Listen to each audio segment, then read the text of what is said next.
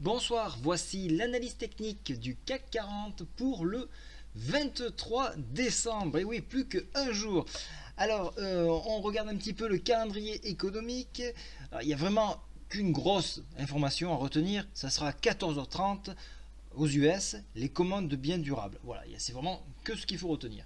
Alors aujourd'hui, vous l'avez vu, on est venu chercher le bas de cette fourchette d'Andrews. Je vous avais dit, attention, si on venait à l'enfoncer, à ce moment-là, il y a très peu de retenue à avoir et je ne voyais plus vraiment de support si ce n'est le bas ici de cette Bollinger, voire même le petit hebdo, ce qui me semblait quand même difficile.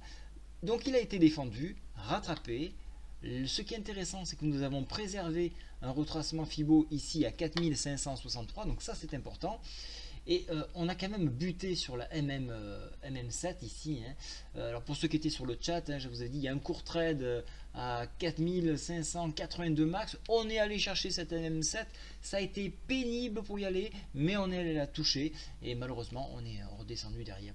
Donc ici, sans dépassement d'MM7, difficile de voir plus haut. Pour l'instant, on cherche plutôt une consolidation et on attend de prendre de la force pour essayer de repartir à l'assaut. Encore une fois, je me répète, fin d'année, c'est difficile.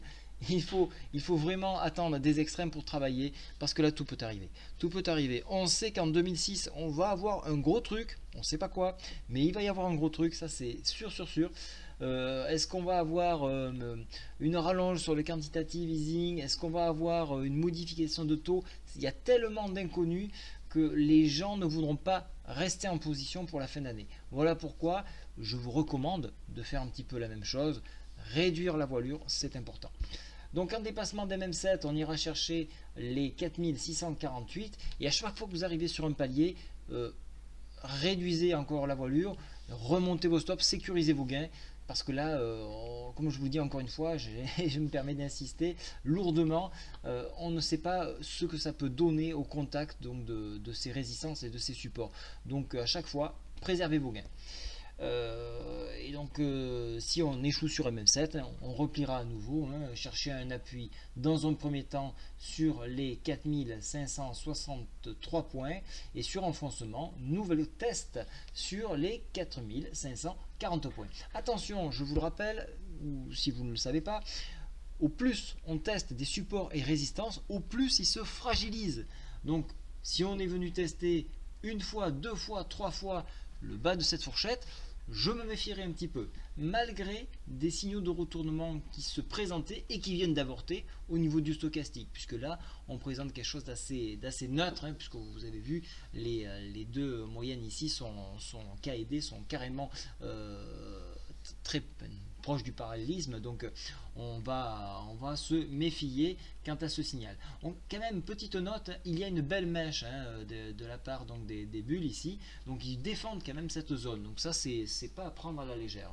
Voilà, donc pour ma part, dépassement d'M7, vous l'aurez compris, c'est haussier, en dessous, repli sur le bas de cette fourchette d'Andrews.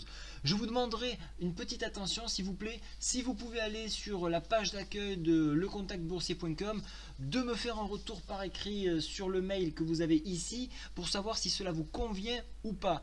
Vous avez vu, il y a des informations qui sont mises à jour toutes les 15 minutes, notamment sur les tendances de 4 indices principaux. Merci de m'en faire un retour, cela me permet d'améliorer encore un peu plus le site. Et encore une fois, cette formation de Toulouse, il reste 8 places et je vous demanderai de faire assez vite de façon à ce que je puisse m'organiser pour la réservation de la salle. Bonne soirée à tous, au revoir.